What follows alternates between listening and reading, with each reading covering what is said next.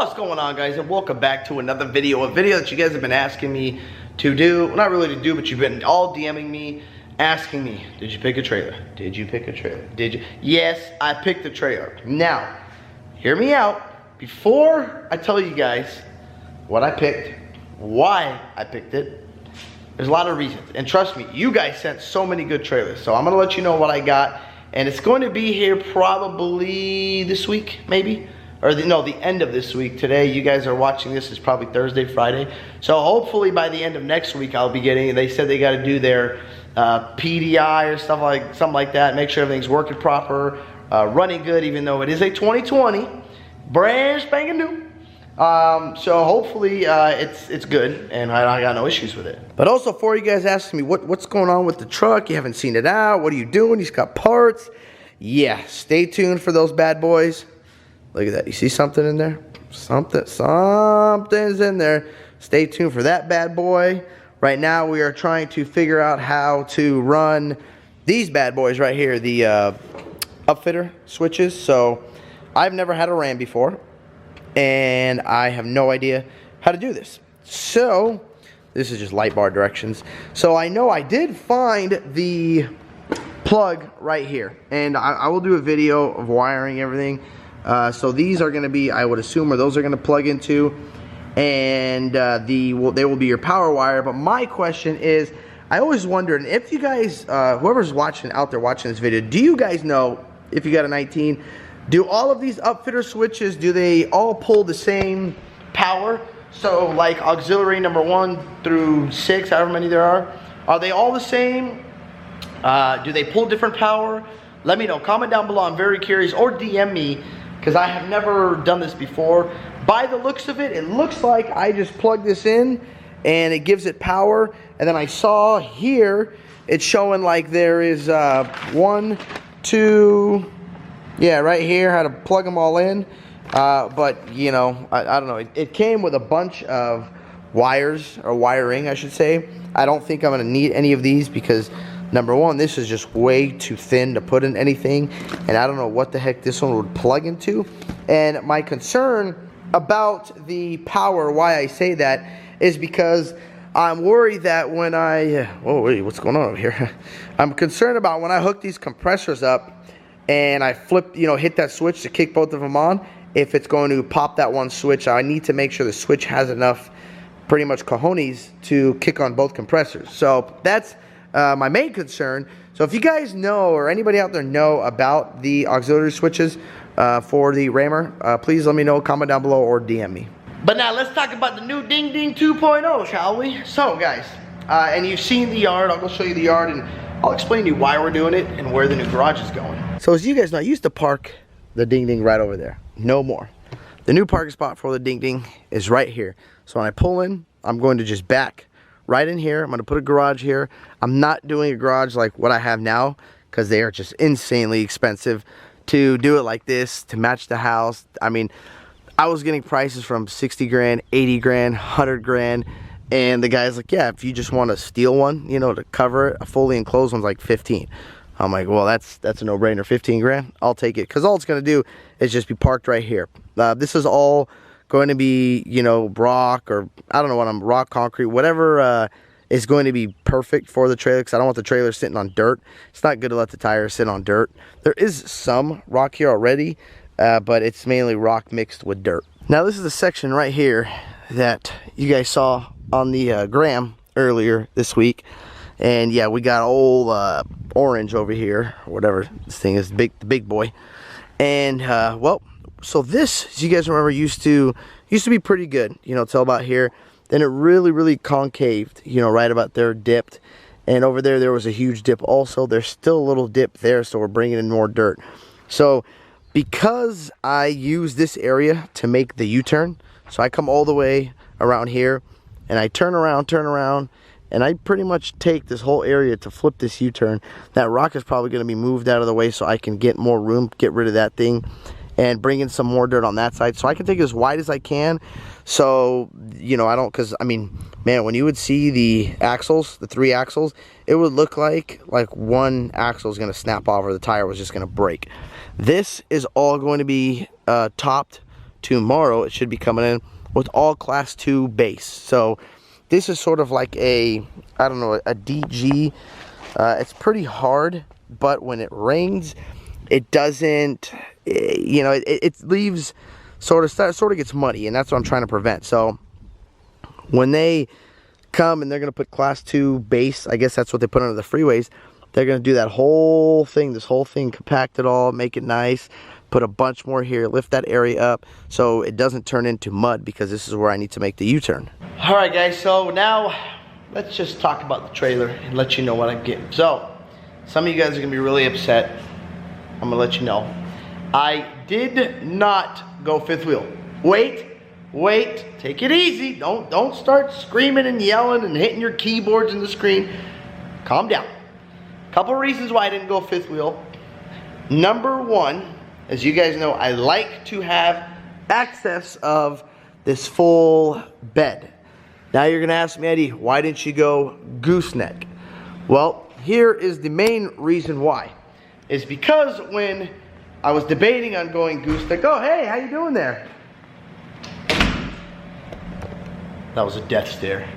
What was I saying? Oh, gooseneck. Why I didn't go gooseneck? Now here's the thing, and trust me guys, I thought about fifth wheel, I thought about gooseneck, I thought about this a lot.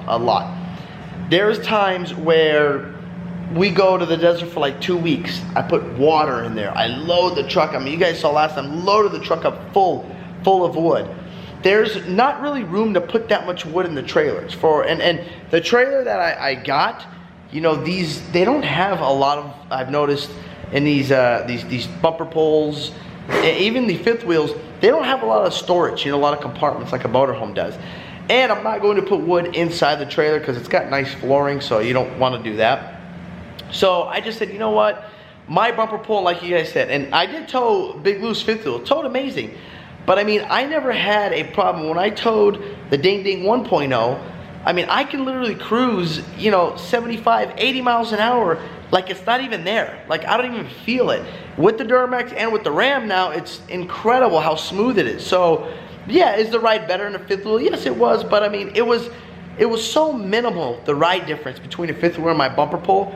I said, why am I gonna get a bumper pole? Number one, I don't need a ginormous trailer. I don't even sit in my trailer. Majority of the time, you guys see, we're always outside, smoking a cigar, eating, cooking. So, I mean, honestly, the Ding Ding 1.0 was perfectly fine for me. I had no issues with it. It was the wife that wanted a new trailer.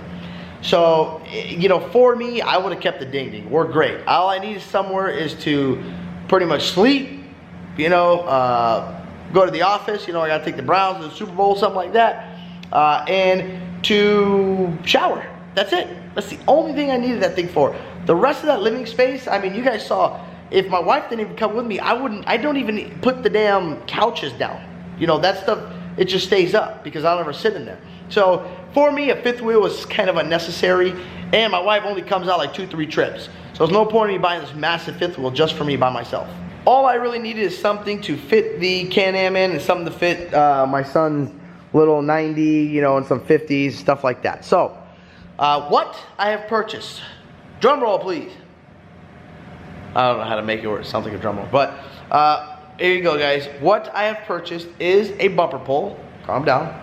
I purchased, and there was 2 that I was staring at. Oh, and before I tell you real quick, I know, calm down, don't get so upset. Before I tell you also, I looked at so many different kinds that you guys sent me. I mean, tons and tons of brand for 2-3 weeks straight. And every, you know, toy hauler that I looked at, the floor plan was like the same thing. They all had the couch, the 2 chairs. The couch, the 2 chairs. Same shit, all of them. The shower, same damn thing. Now, what I did notice about these bumper poles, a lot of them were built like crap. And I'm not saying they're gonna fall apart. I'm just saying, like, so for example, if there was, you know, caulking around here, I would notice like it would look like a little 3-year-old did the caulking job on it, or it would peel off, or it'd be like all crooked and stuff. And I looked at Attitudes, Stellars, Genesis, Momentums, all of them, guys. I mean, trust me, I have brochures here. I got this many brochures of toy haulers. I will say Lux or Lux or Lux, man, that is an amazing toy hauler. But that toy hauler was like, I think $250,000 when I looked at it. It was really, really nice. Big fifth wheel, actually. But all of them, they just looked like they were built so cheap. The Momentum looked like they were built good, but Momentum, their bumper pull was too small. And, you know, again, the bumper pull was too small, and I already decided I want to do the bumper pull. I'm not going fifth wheel or gooseneck.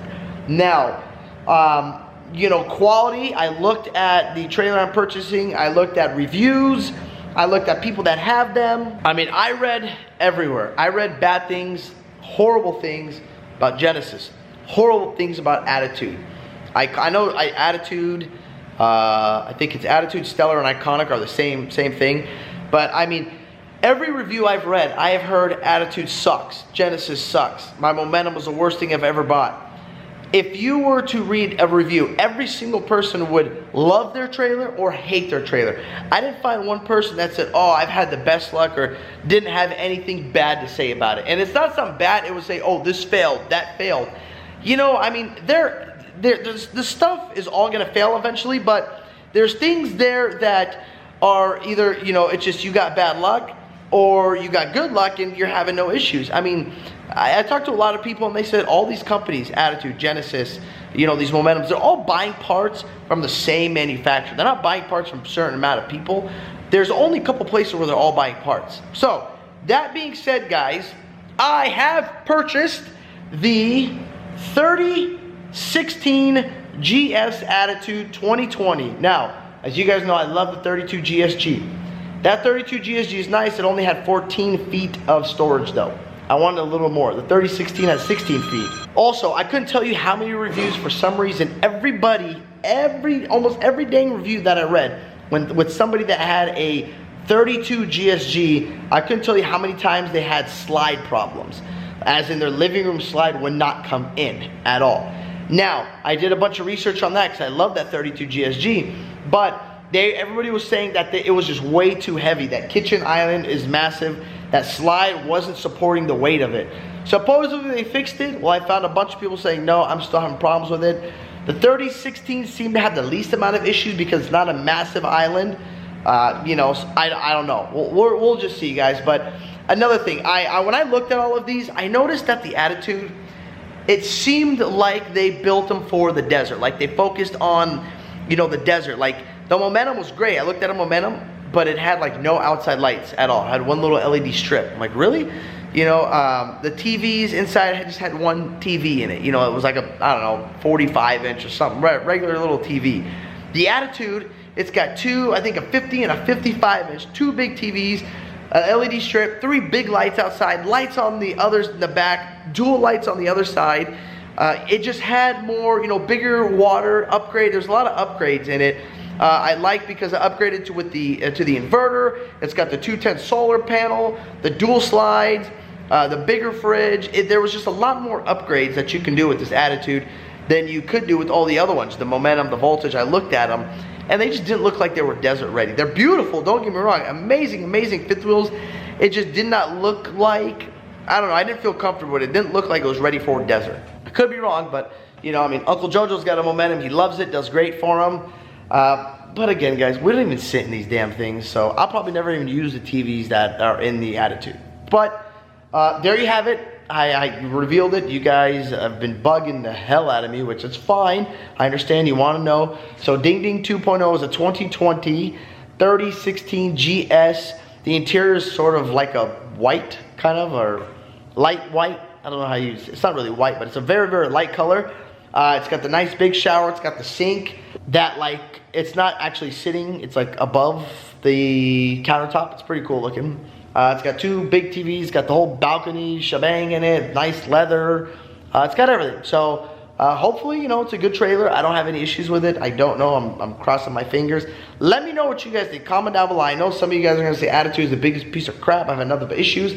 And I've had people DM me saying, man, I love my Attitude. It's the best thing I've ever bought. So I don't know. Let me know, guys. Comment down below. But thank you guys for watching this video. That's all I got for you guys today. You finally know what I'm purchasing. Hopefully it's here very, very soon so you guys can see it. I can give you a tour. And stay tuned. I'll let you know everything that's going on with the truck also. Peace. Yeah.